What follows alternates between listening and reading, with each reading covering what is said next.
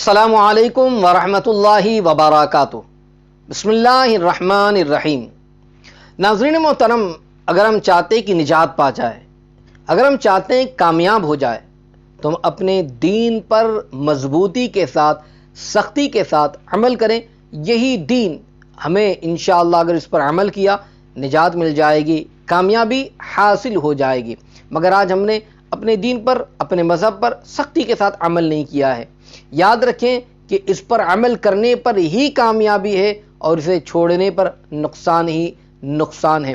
آج اسی کو میں انشاءاللہ بتانا چاہوں گا۔ قبل اس کے گزارش کروں گا ویڈیو کو لائک اور شیئر ضرور کر دیں، چینل کو سبسکرائب کر دیں، بیل آئیکن کو بھی پریس کر دیں۔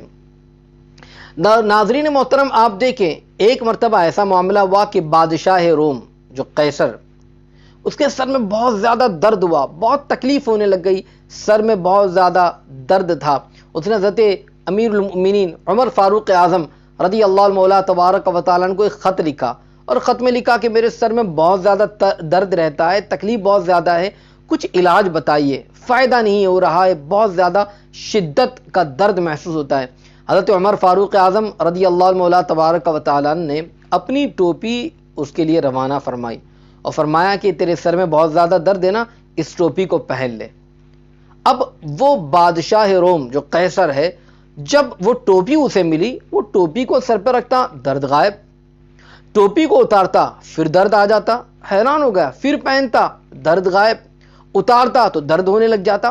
وہ حیران ہوا کہ ٹوپی میں ہے کیا ایسا کہ جب اسے سر پہ رکھتا ہوں سر کا درد فوراً ختم ہو جاتا ہے، جب اتارتا ہوں تو درد ہونے لگ جاتا ہے، اس ٹوپی میں ہے کیا؟ اب اس کو تجسس ہوا کہ اس ٹوپی میں جو چیز میں اسے دیکھوں، اس کو نکالوں کہ کیا چیز ہے، ٹوپی سلی ہوئی ہے۔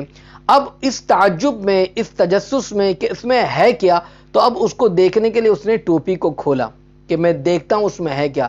جب اس نے کھولا تو اس کے اندر ایک کاغذ کا پرچہ تھا، ایک رکا تھا، اور جس میں لکھا ہوا تھا، پتہ ہے آپ کو کیا لکھا ہوا تھا؟ اس میں لکھا ہوا تھا بسم اللہ الرحمن الرحیم۔ سبحان اللہ۔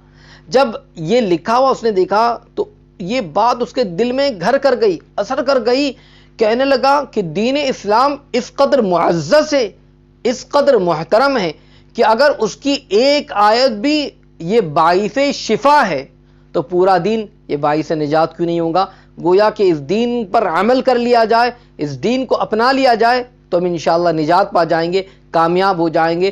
بس اسی آیت کریمہ کی برکت یہ ہوئی کہ اس نے اسلام کو قبول کر لیا اور مسلمان ہو گیا۔ اس سے اس بات کا اندازہ لگائیے کہ اللہ تعالیٰ نے جو کلام نازل فرمایا اس میں کتنی طاقت موجود ہے، مگر آج اس کلام کو ہم نے چھوڑ دیا ہے، اس کلام کو ہم پڑھتے نہیں ہیں، ہم نے اس کلام کو سمجھا نہیں ہے، اور اس کلام کی تلاوت سے بھی ہم بہت دور ہے۔ میرے آقا علیہ السلام کے پیارے دیوانوں، ناظرین محترم، میں گزارش کروں گا کہ اس کلام کو پڑھیں۔ بسم اللہ شریف کی بھی برکت اتنی زیادہ ہے، سر پہ رکھا درد غائب ہو گیا، ہر مرض کے لیے انشاءاللہ شفا میسر آ جائے گی۔ اس لیے ہمیں چاہیے کہ اس کلام کو اپنا وظیفہ بنائیں، اسے پڑھیں، اس کی برکتوں سے مالا مال ہو جائیں، انشاءاللہ فائدہ ہی فائدہ حاصل ہوگا۔ اللہ تعالی ہم سب کو اس کلام کی برکت سے مالا مال فرمائے، آمین۔ السلام علیکم ورحمۃ اللہ وبرکاتہ۔